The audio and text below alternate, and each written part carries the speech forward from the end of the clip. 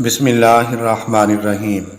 سلطان طریقت، قطب زمانہ، مخدوم امم، مرکز تجلیات، منبع فیوز و برکات، الشیخ السید علی بن عثمان الحجویری المعروف حضرت داتا گنج بخش ایسے جلیل القدر بزرگ ہیں جن کی تعلیمات نے ہزارہا بھٹکے ہوئے لوگوں کو راہ راست دکھائی۔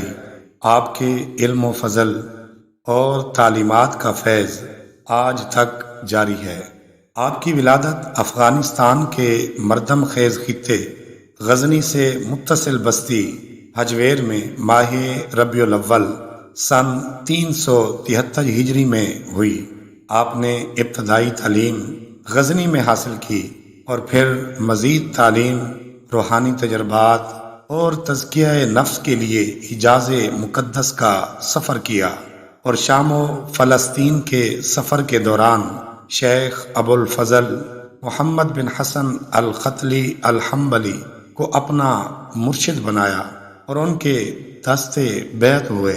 اس کے بعد آپ نے شام و فلسطین، عراق، فارس، خراسان اور ترکستان وغیرہ کا بھی دورہ کیا، جس کے دوران آپ نے سینکڑوں مشائخ، صوفیاء کرام اور علماء سے ملاقاتیں کی اور کسب فیض کیا۔ صرف خراسان میں جن مشائخ سے آپ ملے ان کی تعداد 300 ہے۔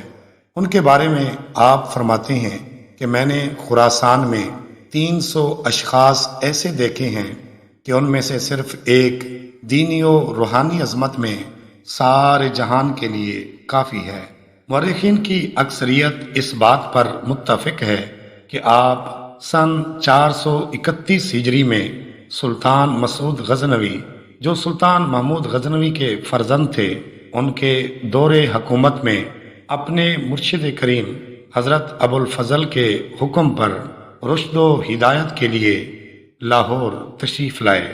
حکیم الامت ڈاکٹر علامہ محمد اقبال رحمۃ اللہ علیہ فرماتے ہیں، خاک پنجاب از دم او زندہ گشت، صبح ما از مہر او تابندہ گشت، کہ آپ کے وجود سعید کے سبب سرزمین پنجاب یعنی اس پورے خطے کو نئی زندگی عطا ہوئی، اور آپ ہی کے آفتاب وجود سے ہماری ملت کے افق روشن ہوئے۔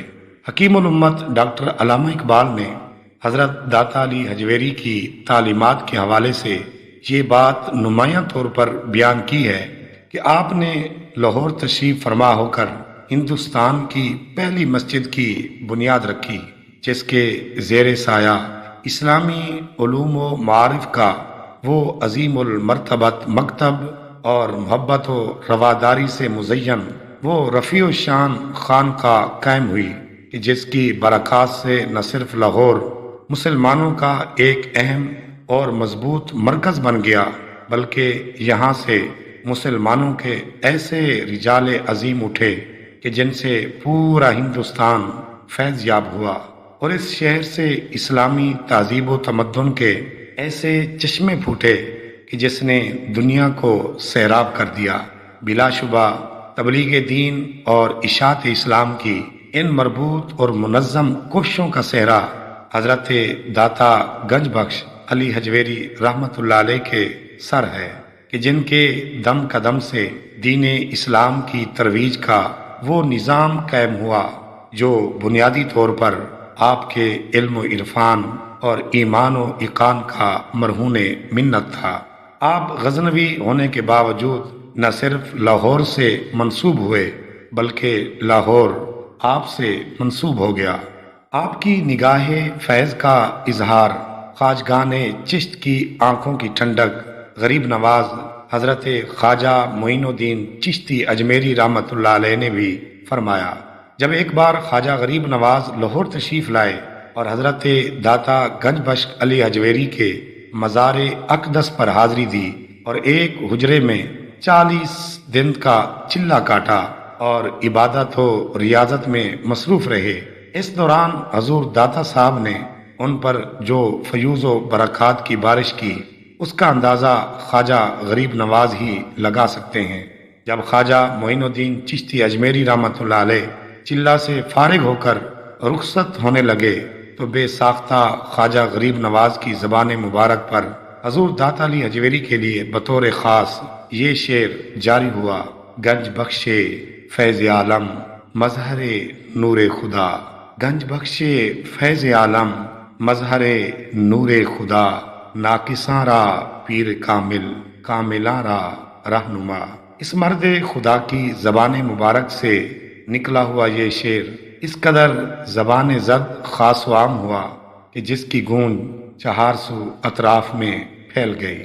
آپ کی کئی تصانیف ہیں جن میں سے کشف المحجوب زیادہ مشہور ہے۔ یہ تصنیف در حقیقت کامل رہنما ہے اور کتب تصوف میں مرشد کامل ہے۔ آپ کی تعلیمات اور ارشادات طالبان راہ حق کے لیے مرشد طریقت کی حیثیت رکھتے ہیں۔ حضرت داتا گنج بخش رحمۃ اللہ علیہ نے اپنی تعلیمات میں بے شمار حجابات کو کھولا۔ کتاب کے شروع میں آپ نے علم کی اہمیت کو خوب بیان فرمایا اور نماز جسے عبادات میں مرکزی اہمیت حاصل ہے اسے بھی بڑے حسین پیرائے میں بیان کیا ہے، جس کے بغیر کلمہ گو انسان صحیح مسلمان نہیں بن سکتا۔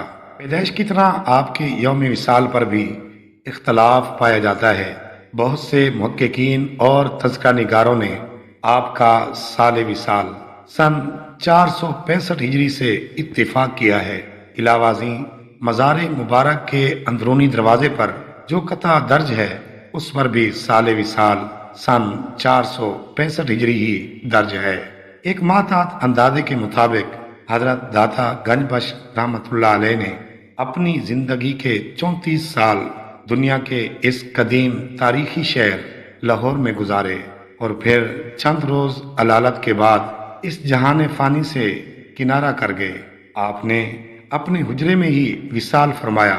پھر آپ کے خلیفہ حضرت عبداللہ المعروف شیخ ہندی رحمۃ اللہ علیہ نے آپ کی نماز جنازہ پڑھائی اور اس مقام پر جہاں آپ نے وصال فرمایا آپ کو دفن کیا گیا۔ آپ کا مزار پر انوار آج بھی اس جگہ مرجع خلائق ہے اور آسمان آپ کی لحد مبارک پر شبنم افشانی کرتا ہے۔